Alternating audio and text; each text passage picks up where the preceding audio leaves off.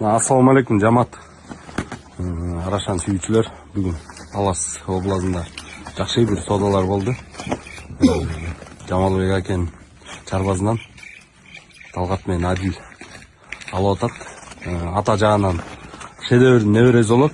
Шедевердин баласы Хаяттын баласы экен. Эне жагынан Берекенин кызы Акшола. Мунун ошонун косусу да. Бунун атасы Хаят.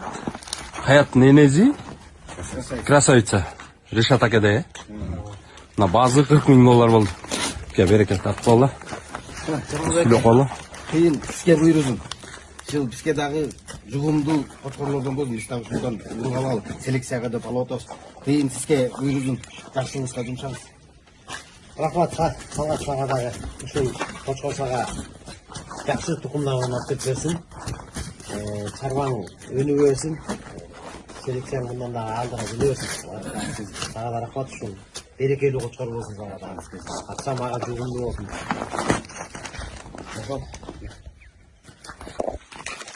Ке береке кылып калы.